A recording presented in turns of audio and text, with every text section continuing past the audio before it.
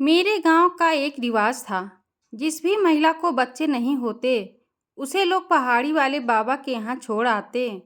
मुझे ससुराल आए 3 साल हो गए थे, लेकिन अब तक मुझे बच्चा नहीं हुआ था, जिससे मेरे घर वाले बहुत परेशान थे।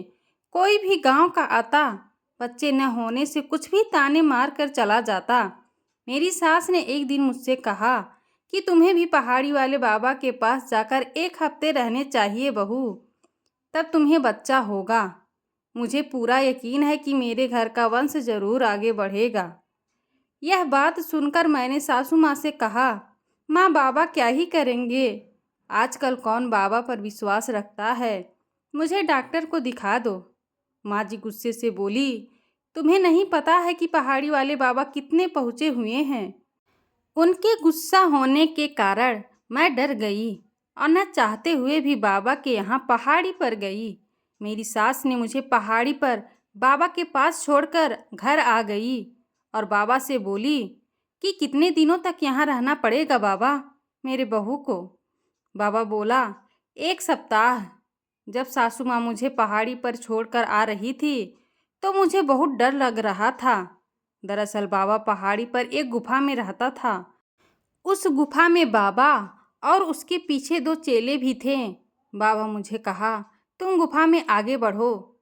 मैं आगे गई तो वहाँ एक औरत थी जो मुझसे कहीं, तुम्हें गुफा के गर्भ में जाना होगा, जिसके लिए तुम्हें अपने बदन के सारे कपड़े यहीं उतारने होंगे। यह बात सुनकर मैं डर गई, क्योंकि इसके बारे में मुझे कुछ पता नहीं था। मैं उस महिला से बोली, कपड़े क्यों उतारने हैं?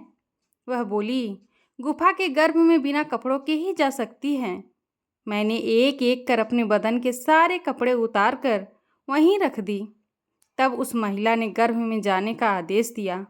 उसके अंदर गई तो मुझे आश्चर्य का ठिकाना नहीं रहा। मैंने देखा वहाँ 4 बड़े बड़े लंबे चौड़े बदन के पुरुष थे।